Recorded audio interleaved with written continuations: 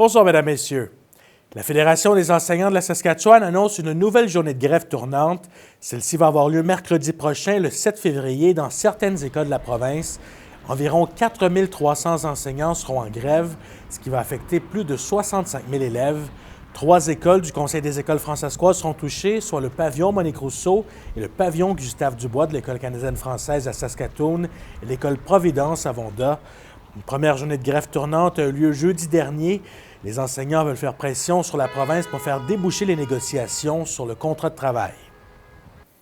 La Saskatchewan affirme que plusieurs des recommandations formulées lors de l'enquête du coroner sur la tuerie de la Nation Cree James Smith sont déjà en place ou sur le point de l'être.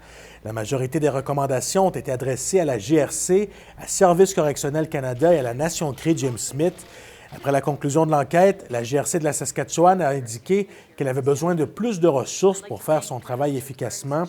Des propos soutenus par la Fédération de la police nationale qui estime que des investissements supplémentaires sont nécessaires pour mettre en place les recommandations.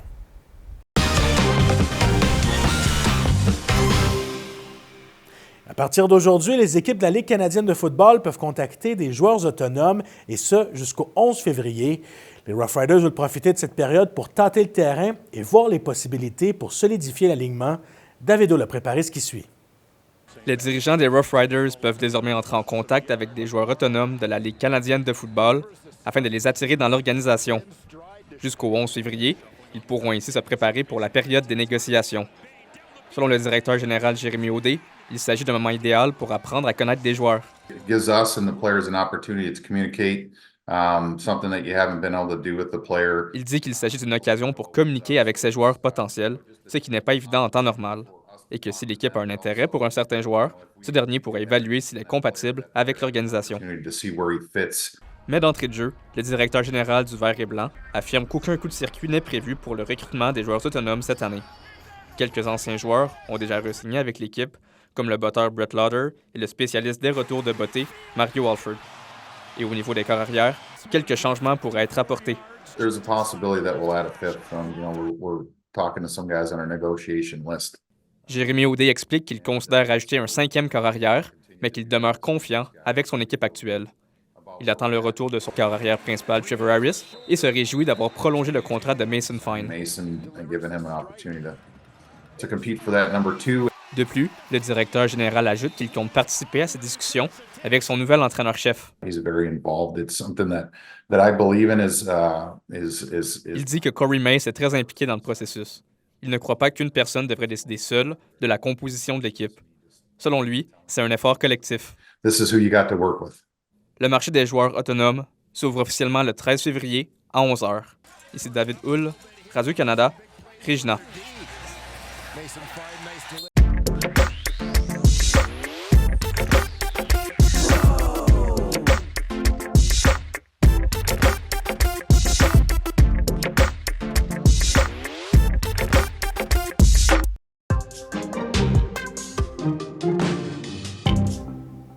À la météo, on prévoit demain un peu d'ensoleillement avec passage nuageux sur la majorité des secteurs de la province. On reste toutefois avec des maximums au-dessus du point de congélation. Il pourrait par contre y avoir de la neige pour les régions de Prince-Albert, North Battleford et Saint-Brieuc. On regarde les prévisions pour les 3 prochains jours.